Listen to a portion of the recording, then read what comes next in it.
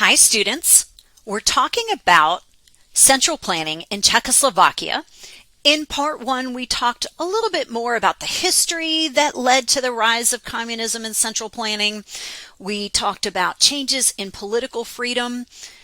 And now we need to turn our attention to economic reform.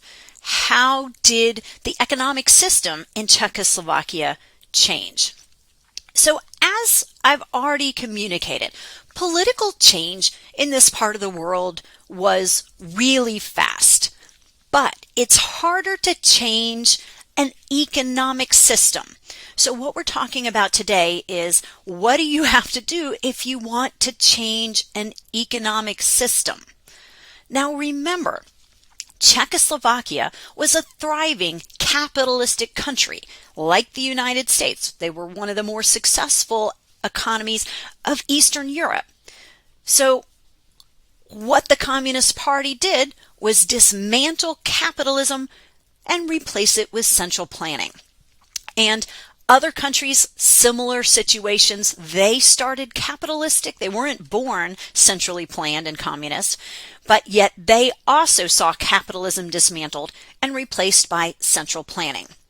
In other words, they took the economy of Czechoslovakia and turned it into its polar opposite. Because when we think about the different kinds of economic systems, capitalism and central planning are really at the opposite ends of the spectrum. So they turned it into their polar opposite.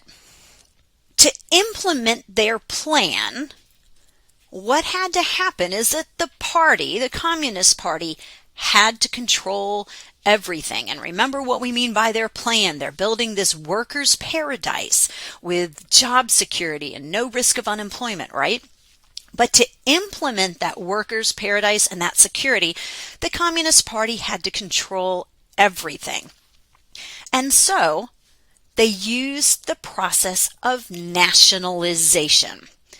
So in economics, nationalization means something specific. You've possibly heard the concept in relation to some political science ideas, but here what we're talking about in economics is the converting of private property into government property.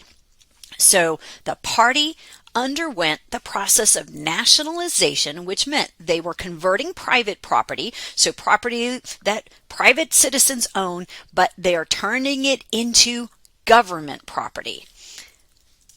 Basically, this amounted to theft of citizens' properties. This wasn't some organized process of, hey, we'd like to buy this from you. It's theft. So imagine scenarios that you can read about. Men with guns come in, they tell the citizens to vacate their property, take your belongings, you've got 5 minutes, and then you need to get out. In a lot of the accounts that I read, people were sometimes just killed on the spot. And I read this more about, Russia than in Czechoslovakia, but if people weren't moving quick enough, if they were resisting, they might just be shot. So nationalization, we're going in and we're taking all of this private property and we want it now to belong to government. And we're just going to take it through force. It's basically theft. Were citizens compensated, do you think? Do you think that they were given a fair market price for their restaurant or their little store? Of course not. So again, this isn't like eminent domain in our country where we want to expand a road, but we need it to go through your property and we're going to seize your property through this legal means, but we have to pay you. That's not what we're talking about here. Everything became nationalized in the economy, so it became government ownership, but usually not private homes. Private homes generally were retained, although there were exceptions. But the real estate market is eliminated. So again, remember, there's no longer going to be markets. If the real estate market is eliminated, think about what that means. You can own your house, but you can't sell your house. You can't rent your house. You can't go in the market and buy a house. So you can retain the house that you had, but there's no longer any market for real estate. It's been completely eliminated. Of course, during this process, people are starting to read the writing on the wall, and hundreds of thousands of people are starting to flee the country, right? Remember, they wanted this workers' paradise. Now they're trying to figure out, why did we agree to this, right? It's clearly not going to be in their best interest. So people are fleeing and they're leaving behind their possessions, right? So they're just abandoning property. And that's going to become a problem later when we see the fall of communism and central planning and they want to get property back to the owners. Well, it's going to have been decades. All private business activities eliminated through this process of nationalization. So guys, imagine that you were a capitalistic society, which meant you had lots of private business activity, lots of private entrepreneurship, and all of that now is eliminated. So there's no longer family restaurants, there's no longer mom and pop small businesses. All of this is gone. So that's quite an undertaking. What that means now is that government owns everything. They own all of the factories, all of the stores, all of the restaurants, all of those things which were part of private enterprise now belong to government.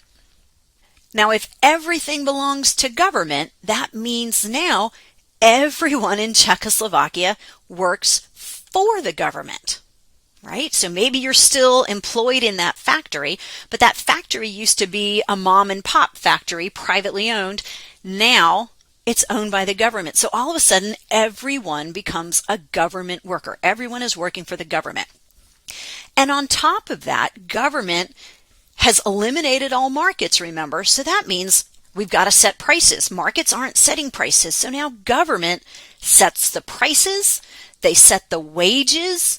All of these things that the market was responsible for, now government is responsible. So what I said, we're going to completely dismantle capitalism. That's what happened. Capitalism is completely dismantled, and now we have a planned economy. So let's talk about the idea of central planning. All economic activity was governed by a central plan. That's why we call it central planning. So there is a central plan. What we mean by this central plan is that it's a document that lays out all priorities and goals for a 5-year period. So imagine this big document that explains exactly what's going to happen for 5 years. It basically organized all industries. Here are all the industries. Here are all the activities for these industries. This is what we're going to do. So we have a central plan, hence the name central planning, that lays out priorities and goals for a 5-year period. It organizes the activities of all industries. It served as a blueprint for the economy.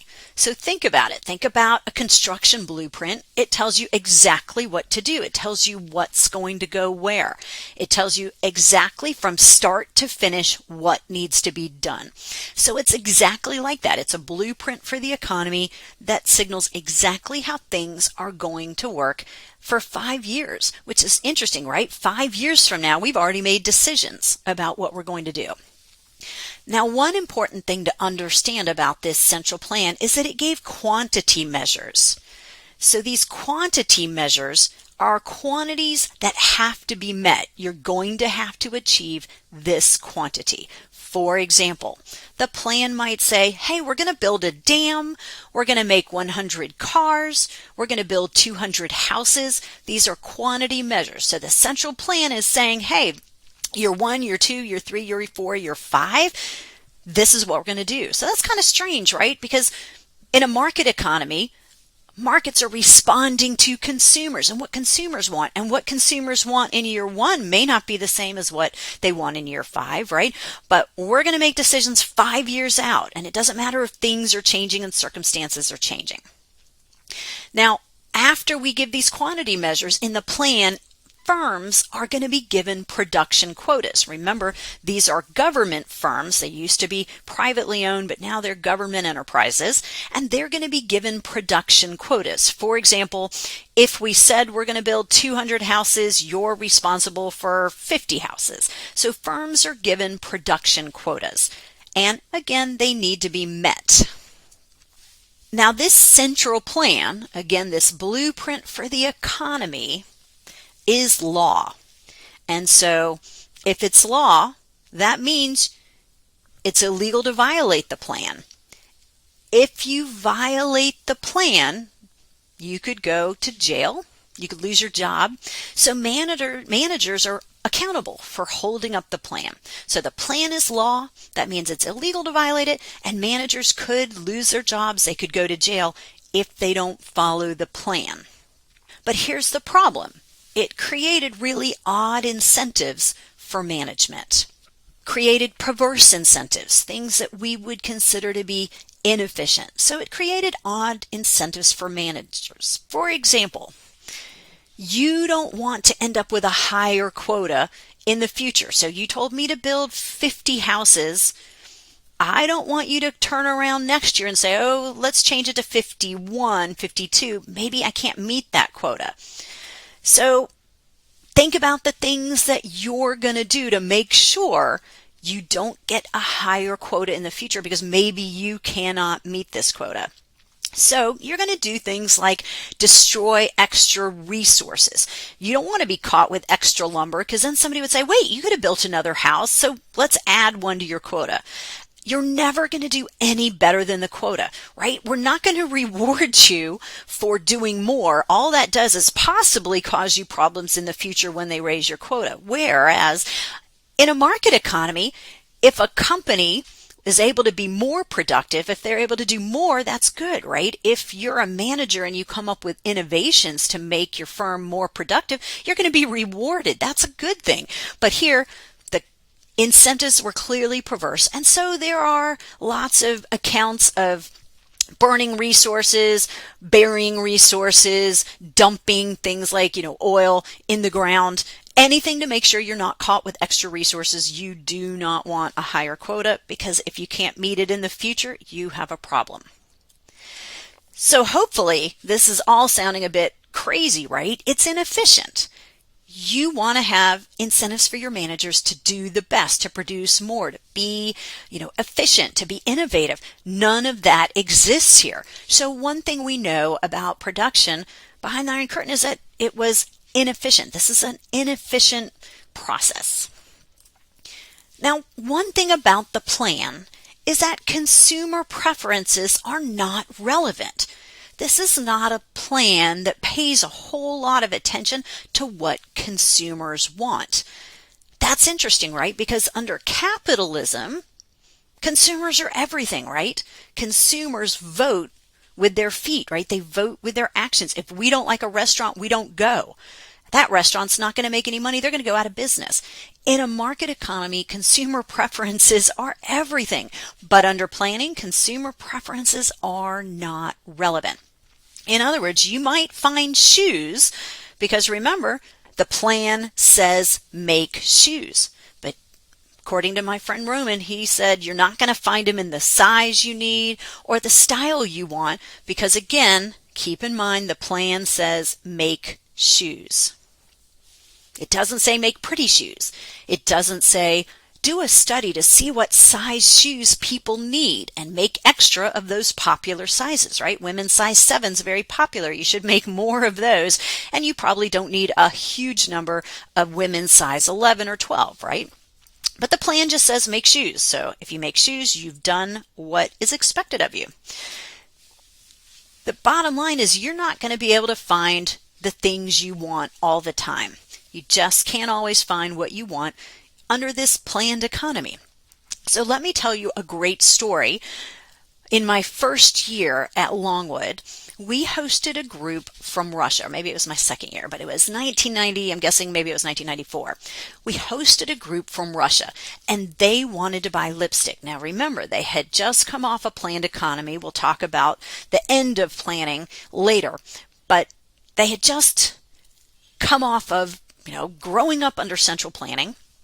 And you couldn't always get the things you wanted, and there wasn't a lot of choice. So they wanted lipstick. Now, in 1994, we had a Walmart. It was not a super Walmart. Now all Walmarts seem to be super Walmart, but this is the old style Walmart, but it was still big. So we took them to go buy lipstick, and they're looking around, and ladies, you understand there's a lot of lipstick choices, but I'm pretty sure that the average woman could walk into Walmart, you could spend 30 minutes picking out a lipstick, but you could probably leave with a lipstick and not spend all day there. Well, we were there for 2 hours. These ladies were so overwhelmed by the choice in lipstick that they just couldn't function. They didn't know what to do. They just broke down. They ended up leaving with no lipstick, because it was too overwhelming to have that level of choice. They just didn't grow up with those kinds of choice. So what I learned from that is that our ability to operate under choice, that's not innate. We're not born with that. That is something we learn. You can go down the bread aisle and have a choice of 50 different kinds of breads and pick one. And you know how to do that, and you can function in that environment only because you've been conditioned. Now, getting back to this idea of consumer preferences not being relevant. Remember, in this plan, government dictated where resources would flow. The plan says 200 houses, so we're going to put resources into that. Again, we have no markets, so this is no longer a market function, whereas under capitalism, the markets dictate where resources would flow. If engineers are more valuable in the defense industry, then the defense industry is going to bid those engineers away from other markets. What were the priorities? Well, strategic industries were priorities. And what would be a strategic industry at the time? Well, the obvious one is the military. So the military was probably well funded. And my friend Roman was a tank driver in the military, and he talks about having lots of tanks. But do you know what he couldn't find? A broom, a mop. Those basic consumer goods just were not available. But there were plenty of tanks. So military is clearly a strategic industry at the time. And if you think about the Cold War and the relations between the U.S. and countries behind the Iron Curtain, you can imagine, right, that military would be important, but also construction as well. Remember, they have a whole lot of people to house, and now government's in charge of all of those construction projects. Bottom line, household goods are just not a priority in the central plan. And so you're not going to be able to find the things that you want and need like you would be able to here. Obviously, I can go to Walmart and find a mop, find a broom, and actually have choices about which one I want to buy, but not under planning. Since consumers were such a low priority, they grew up with a lack of product variety. And this is why these visitors from Russia could not pick out a lipstick, because their whole life involved a lack of variety, a lack of choice. So there was a lack of product variety. And Roman talks about growing up with only one kind of toothpaste. You didn't have to choose which kind of toothpaste. There was only one. And there was only one kind of shampoo. So everyone's hair is going to smell the same. And only one kind of soap. So men and women were all going to use the same soap, the same scent. He said there were actually two kinds of breads, but once we talked more about this, I realized those aren't two different kinds of breads. Those are two different shapes of the same bread. You could get round or you could get oblong, long, kind of a baguette shaped, but it was the same bread. So it's not even really two kinds of breads. The idea here is that under planning, choice is wasteful. It's a duplication of efforts. Why should we make different kinds of toothpaste? That makes no sense because we don't care about consumer preferences. That's not that important here. So choice is wasteful. As we said, we're going to see a severe scarcity of household goods. The strategic industries really are important. These types of endeavors, resources are going to flow into those kinds of projects, and we're not going to see enough household goods get produced. So we have a severe scarcity of household goods, meaning you couldn't reliably get all the things that you wanted or maybe needed because of this severe scarcity. So you couldn't get reliably, like we can by just going to Walmart, you couldn't reliably get all the things you want and need.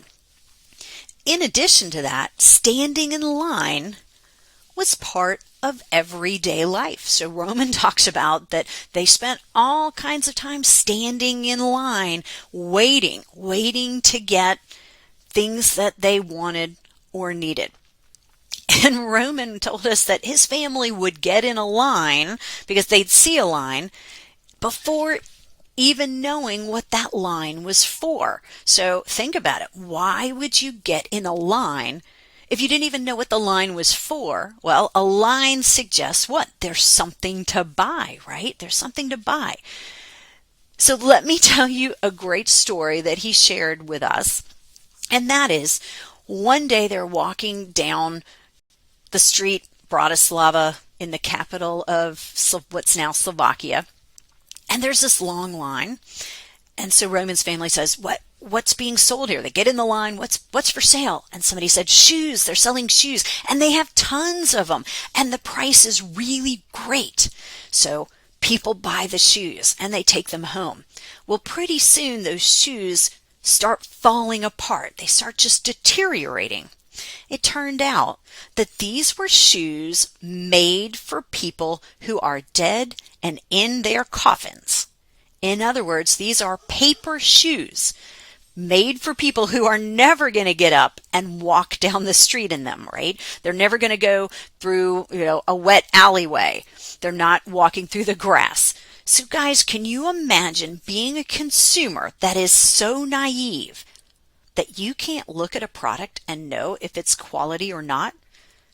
Now, all of us have a pretty good sense of if we're looking at something. Now, we won't know everything about the quality, but you can probably get a sense of something. This looks well made, the materials look durable, that it looks like it could hold up to wear.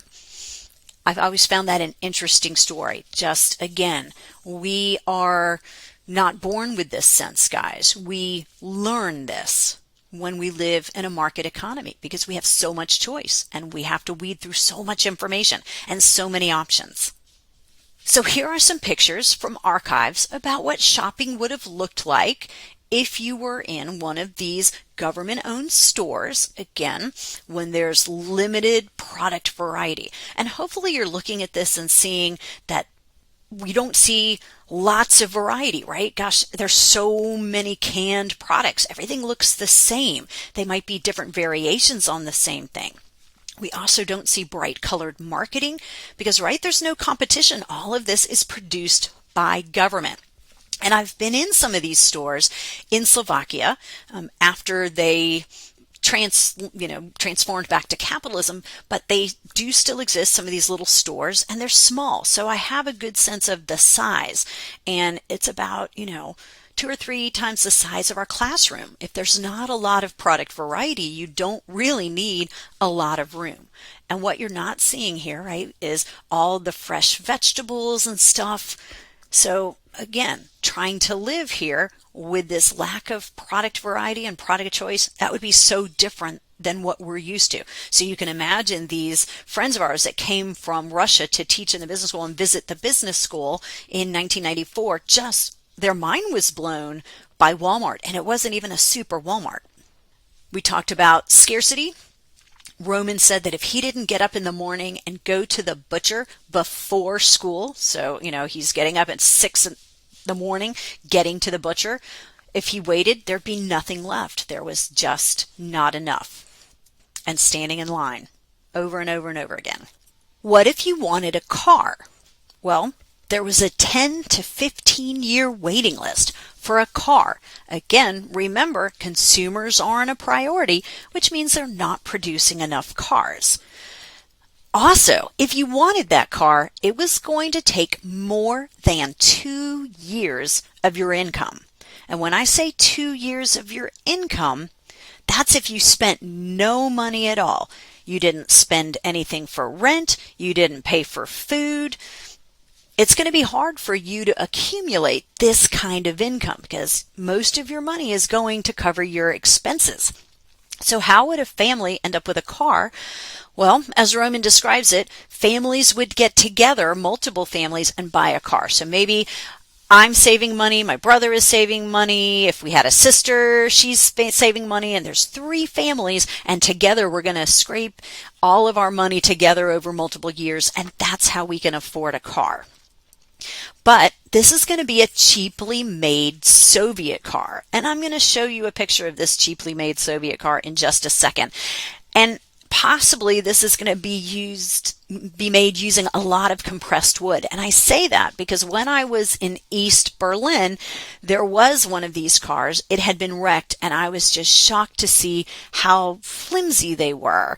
And just a lot of compressed wood constructing the body. So it wasn't going to be a super high quality car. Definitely not a family car. But yet, remember, it could be 3 or 4 families sharing this car. So think what 2 years of your income will buy, even at your very first job out of Longwood. Again, you may not have a huge salary right out of Longwood, but if you multiply it by 2, that would buy you a pretty sweet car if you weren't paying for anything else. So this is very expensive for the average person in Czechoslovakia. Here's the car. It's a 2-stroke engine. They call this the Trabant. And they're hard to get. So given that they're hard to get, both because you're on a waiting list for so long and also because they're so expensive relative to your income, they had to last forever. 28 years was the average life of this car, and you would learn how to work on it because you had to keep the thing running. Now, did communist officials suffer this same shortage as the everyday consumer? What do you think? Well, I'm sure you're saying no.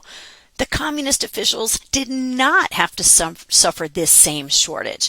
They had other options because there were special stores for high-ranking officials. So if you were a high-ranking Communist Party official, you could go to these special stores. But you could only shop with a special currency. And that special currency is called tuzeks. So there were special stores for people who were high-ranking members of the Communist Party. They had to have a special currency. So it's kind of like monopoly money. It's not a currency that exists anywhere else that could be used in any other country or even anywhere else in the country. And this currency is called tuzeks. So I've given you an example to the right of a tuzeks note. So imagine this monopoly money. Another way that you could access these tuzek stores was that if you had a hard currency. So if you happen to be somebody who could get their hands on hard currency, you could go to tuzeks. Now, what do I mean by a hard currency? A hard currency is one that's tradable in the global financial market. Think about people who make a living from simply buying and selling currencies and taking advantage of exchange rates. There are people that do that. And so it's like stocks. If you think the US dollar is going to get stronger, you buy it low and then you sell it when it's high. Same kind of ideal as stock trading. You're just being speculative. So think about those current hard currencies. The US dollar is a hard currency. The euro is a hard currency. The yen, of course, euro wouldn't have been circulating at that time, but there were others. So if you had a hard currency, you could walk into the tuzek store, and it didn't matter if you weren't a high member of the Communist Party, you could still buy goods because they want your hard currency. Interestingly, tourists were a source of hard currency. Remember, there were actually tourists even when it was communist and centrally planned. I actually had a friend in graduate school who went to one of these countries. And of course, he shows up, because he's American, with US dollars. So somebody could make a deal with him to get his US dollars in exchange for the country's kind of artificial currency. Then that person could go into tuzeks and buy what they wanted.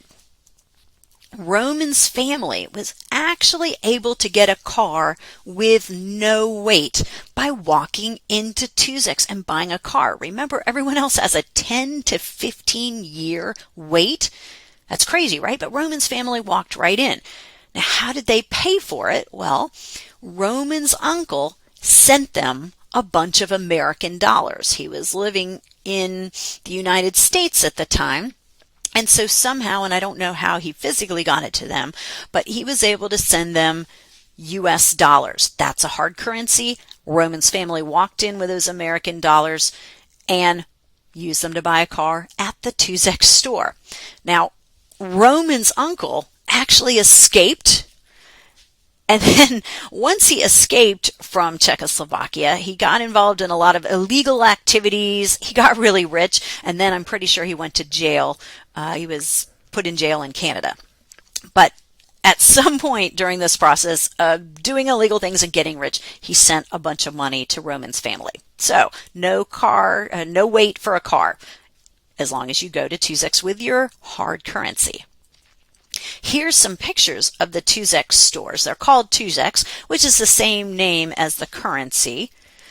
And inside, you've got products that others are not able to buy. They might be, imports or specialty products.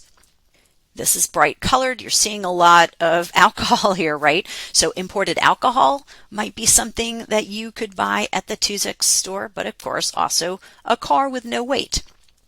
If you were employed in Czechoslovakia at this time, there were compulsory work laws. So what that means, compulsory work laws, is that all able-bodied individuals had to work. Everybody had to have a job. Now, able-bodied, if you were old and retired, that's not what we're talking about. I'm sure if you're pregnant, you're not considered able-bodied, but able-bodied individuals had to work. And it was actually illegal not to have a job. And you'd have to prove that you were gainfully employed. So it's illegal not to have a job. Everyone had an employment card. And this employment card was stamped by your employer each week. So Roman talks about needing to make sure he had his employment card, that it had the recent stamp, because the police are going to check these cards. At night, people would sit around the pubs. They would drink beer. Beer is really cheap. And so that was something a lot of people would do at night. The police would come into the pub and go table by table and check everyone's card for a current employment stamp. Remember, the focus of this economic system is the blue-collar worker. Remember that worker's paradise that they're providing, which meant there was lower pay to be in a profession, right? This is kind of topsy-turvy. This is going to be about the blue-collar worker. So if you're a doctor, you're a professor, that's a profession, you're going to get lower pay. The higher pay went to the blue-collar workers. So this is completely the opposite of how it works in a market economy, right? In addition, you got a child allowance. So that's kind of interesting here. No one gives me a child allowance. There are some tax benefits we get if you have children. So maybe you could say that. But they literally got a child allowance in their pay.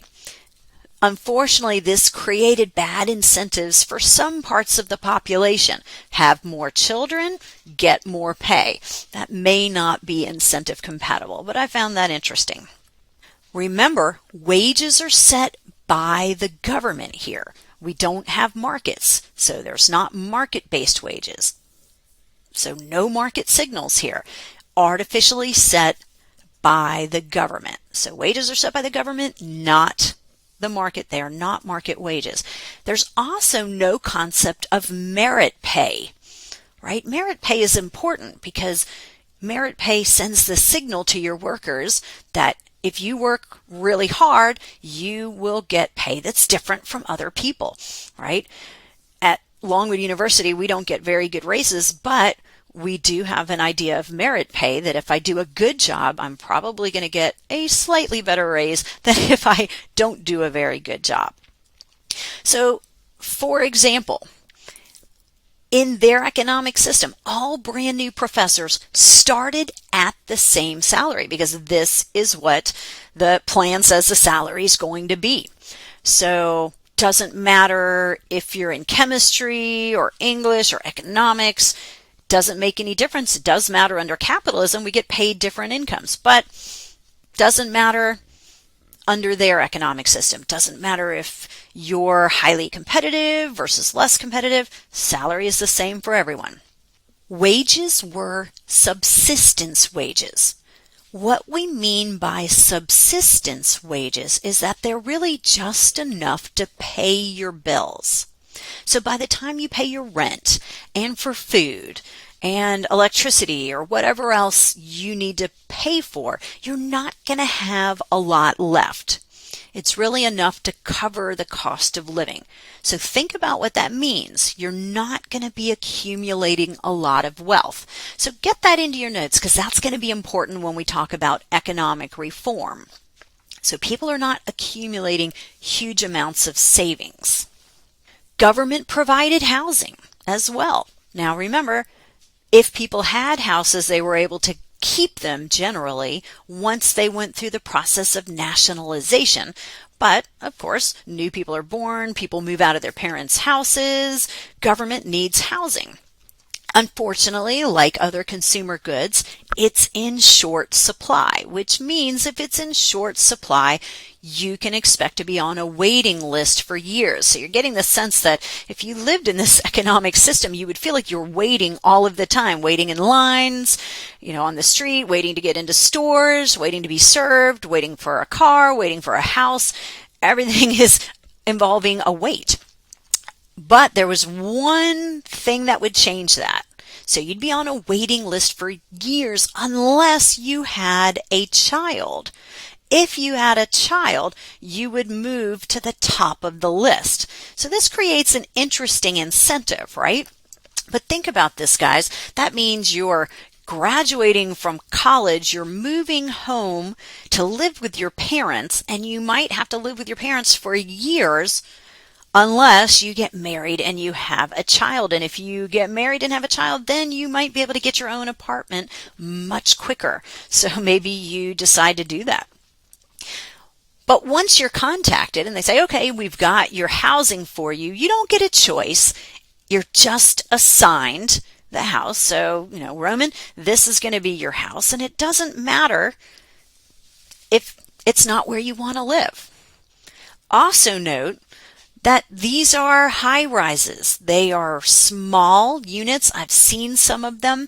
They don't have big living rooms and common rooms. So basically they're very functional. They have a small kitchen. They've got a bathroom. They've got small bedrooms. They don't have living rooms and dens and office spaces like we're used to. This right here is Roman's place. Of course, he's showing it to us after having moved to the United States. So when we're back there, he's showing us, this was my place. But you can see these aren't fancy. These are pretty simple. They're very basic. The government built a whole lot of these. So they're these just high rises, and in some areas, they were just as far as you can see. And my students asked him, did the elevator break? And he's like, all the time, which meant I'm not getting in an elevator while I'm traveling to this country. So you might be walking up with your groceries many, many flights. Now, this is an interesting view. We've got our back to Old Town, which I'll show you in just a second. And you can see these high rises just as far as the eye can see. These probably are a little bit more modernized because this is probably a newer picture. But even when communism fell, there's so much building materials here, so much housing, you can't just tear this down. So they started getting renovated and rehabbed, that kind of thing. Now, here's an interesting picture. This is Old Town Bratislava, the capital of what is now Slovakia. If you go to the left, you get to that housing complex that I just showed you with all those high rises. Well, the government realized that that's where a lot of the workers were living, and the workers needed to be able to get to work. So they built these roads. I'm sure they didn't look like this at the time, but they built these roads straight through historic Old Town Bratislava. This is the beautiful part of Bratislava, and now it's got these ugly roads that just go right through them. So that's communist planning, right? Let's talk about pay. Let's take a look at Romans' pay. Remember, we said that professionals are paid less than people who don't have an education. So Roman, or Dr. Czech, he was an economics professor. It meant he had 8 years of college, and his pay each month was 2,300 crown. We'll talk about how much a crown is in just a second. But as an econ professor, he made 2,300 crowns a month. But his cousin, who was a metal worker, that's blue collar, it's a trade, he did not have to go to college. He made more than twice what Roman made at 4,700 crowns. So do you see what I mean by this blue collar paradise, the workers' paradise? This is what they sold. Look, those of you who are used to the professionals always getting the high salary, we're going to turn that around. It's just the opposite. Now, their friend who was a miner, you can argue certainly that that might be a little bit more dangerous profession. Again, it is not a profession though, and you don't have to go to college. His salary was the highest, between 8,000 and 15,000 crowns, and I'm not sure why it's a range. But you see what I mean. To be a professional meant you took a pay cut. Now, my students always wanted to know, they'd say, Dr. Czech, why in the world would you be an economics professor when you knew it was going to be one of the lowest salaries? And his answer was like this. He explained, look, if I'm a metal worker, then I have a boss who's been handed the job because he's the brother or cousin of somebody important in the Communist Party. He may be a buffoon. It's not an environment that's going to be conducive to being happy every day. But as an economist, he had colleagues that were like-minded. You can't just hire anybody to be the boss of the economics professors. It needs to be somebody who actually has a background in economics. And so he was willing to take the trade-off, lower pay, but to be surrounded by kind of peers, like-minded people who weren't handed jobs simply because they were related to some communist official. Okay, that makes sense, but understand that he takes this job at a significant financial penalty. Now, a crown turns out to be 3 cents. So I've converted this into dollars. What this tells us is that my friend Roman made $69 each month.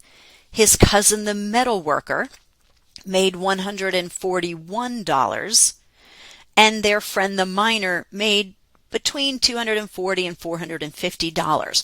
But guys, this is what we mean by subsistence wages. Now, is Roman going to be able to buy a whole lot of stuff? No. Is he going to be able to accumulate a lot of wealth, save a lot of money? The answer is no. This is going to be enough for him to pay for the basic things he needs for his family to live and to survive. So subsistence wages. Let's take a look at some basic prices. So let's go back to remembering that Roman's pay was 2,300 crown in a month. Blue jeans cost 600 crown. And ladies' boots cost 800 crown. So guys, is he buying blue jeans? Is he buying ladies' boots? Not very often. Let's look at blue jeans for a second. Now divide that 600 crown into his paycheck of 2,300 crown. He could buy 4 pairs of blue jeans with his monthly income if he bought nothing else, right? And he could buy 3 pairs of ladies' boots if he bought nothing else. These prices are really high for him relative to his income. But yet, on my first day of working at Longwood University, even though my pay was a lot lower back then, because I've been here for like 30-something years, I could go to Walmart and buy a stack of blue jeans if I wanted, and it wouldn't really be problematic in any way, but not for him. Now, other prices were low. Butter, 5 crowns, so you're talking about 15 cents. But look at beer. Beer is 2.8 crown. And if a crown is 3 cents, right, you're talking about 10 cents for beer. So what are you going to do at night? You're going to be in the pub. You're going to be drinking beer. It was cheap. Bread, 5.4 crown. So there are things that are cheap, and then there are things that are expensive. But the bottom line is you're not going to have a very extravagant style of living, right? Another interesting thing about prices is that they're the same at every store. Let's think about that. Now, under capitalism, do we have the same prices at every store? No. In fact, my son is in Farmville now temporarily, and he was telling me that the same exact products at Walmart are cheaper where he lived in Richmond compared to Farmville. We have different prices for the same exact goods. Food Lion has different prices from Walmart. But under central planning, the prices were the same at every store because, again, remember, they're artificial prices. They're not market prices. In addition, the prices were the same for 30 years. I mean, he's thinking back as far as he can remember, and prices didn't change. Remember, everything is artificial, so there's no inflation. Inflation is a market phenomena. But there's no markets, so every store has the same prices. Prices are the same for 30 years. Everything is artificial. If it's all artificial, then remember what's happening. Government is giving you paychecks, and you're giving it back to them by going to their stores. And then you spend the money, they get it back, they hand it back to you next month for your pay, and then you give it back to them when you go to pay for things, right? Everything is artificial. Money's just being handed back and forth, and these prices are just set by government. So everything I'm describing is being artificially set by government. I hope that makes sense to you. Whereas under capitalism, prices are not set by government. They're not artificial, right? They're a function of supply and demand in the marketplace. So I'm going to keep reminding you, remember, they've dismantled capitalism, which means they've eliminated markets. There are no markets. There are no supply and demand functions that drive prices. So let's talk about how it all ended. We have to turn our attention to International Student Day. So how did it all end? It starts with International Student Day. This is November of 1989. November of 1989. That's a pivotal year. Students are out having a celebration. They're celebrating being young and free, at least as free as a student could be living under communism and central planning, but it's a peaceful gathering. This is not some big contentious political protest that's getting out of hand. Students aren't there with making threats, that kind of thing. It's not like that at all, but they did not have permission from the government. Remember, there's no right to assemble here. So if you want to assemble in this way, you have to have permission from the government, and they did not. So the police were sent to this gathering to stop the students, break it up, make everyone go home. So the police is sent. And the problem is, I guess some of the students were being a bit stubborn because there is actual videotaping that I've watched because it's housed in Czech Republic in Prague at a museum where some of the police took out their batons and just started beating the students. So just started beating the students, and it's captured. It's captured in video, and then the event is covered in the news. Now think about that for a second. The news is owned by the government, right? But somehow a taping of these beatings in 1989 ended up in the news. So somebody had to have taken it upon themselves to put something on the news that otherwise would never have been approved, right? But it was covered on the news. And so word is spreading. Parents take to the streets. Now, it's a nonviolent protest, but they have said, look, enough is enough. I love my kids, and I'm going to tolerate a lot, and these people certainly had tolerated a lot. But when their children started getting beaten by the police, that is where the parents drew the line. That's too much. So they take to the streets, but it's a non-violent protest. Now, guns are illegal. Knives are illegal. So it's not like they're out there with their weapons making huge threats, because that's not at all what it was like. But hundreds of people turned to thousands of people, turned to millions of people. And guys, they're out there, as the pictures show, just jingling their keys. Jingling their keys. It's peaceful. They're handing out flowers to people. This is not, chaos and threats. Nobody is throwing, any kind of, thing that could be dangerous, or nobody's got any weapons. None of that is going on. And you see these pictures on the right. That's famous Wenceslas Square, I'm pretty sure, in Prague, the capital of what's now the Czech Republic. So the government ordered the police to stop these protests. And there's more than one. It's not just one location. So take a look at this, guys. You're working for the police and you're told, hey, go in there and break that up. Yeah, I don't think so, right? The police refused. And one reason is clearly that they're far outnumbered. But part of me wonders if some police saw this as the opportunity that maybe they'd been waiting for to see change in this country. But regardless, if you go into this crowd and try to get this under control, then it's going to be violent and you're probably not going to win. You're far outnumbered. So this peaceful revolution, believe it or not, guys, led to the end of communism when millions of people have taken to the street. And Roman says it was day after day after day. He remembers doing this with his small children, because back then he would have had young kids. So day after day, he's there doing this kind of thing. And this actually led to the end of communism, believe it or not. The protest never became violent. It never became violent. And that's despite the potential for police violence, right? I mean, the police could have gone in and started throwing, I don't even remember what those things are called, but when they throw it into the crowd and you breathe it in and it's painful. I'm blanking on the name, but you know what I'm talking about. They could have started doing all kinds of things. I mean, protests like this in other countries have gotten highly violent, but not in this case. According to Roman, and from what I've read, confirms that not a single person died in these protests. So this is incredible. Hence the velvet reference. This is called the Velvet Revolution. Velvet because it's a revolution, but it's not a bloody revolution, right? It's not, one armed conflict. It's velvet in the sense that it's soft, it's gentle.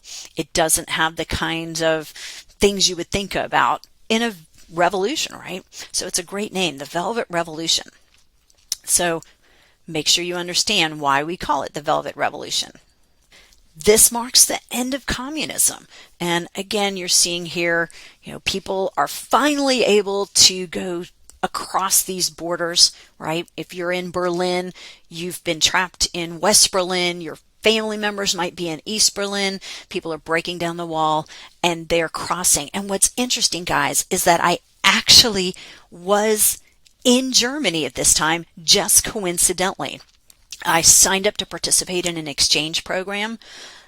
This went down and I am there in 1989 or maybe the very beginning of 1990. I think it was the very beginning of 1990, right after this took place, which is incredible, right?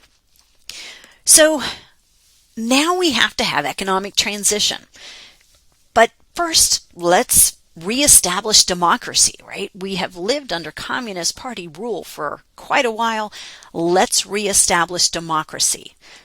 How do we do that? Well, let's hold some free elections. Let's hold them quickly. So they had free elections and they had them very quickly.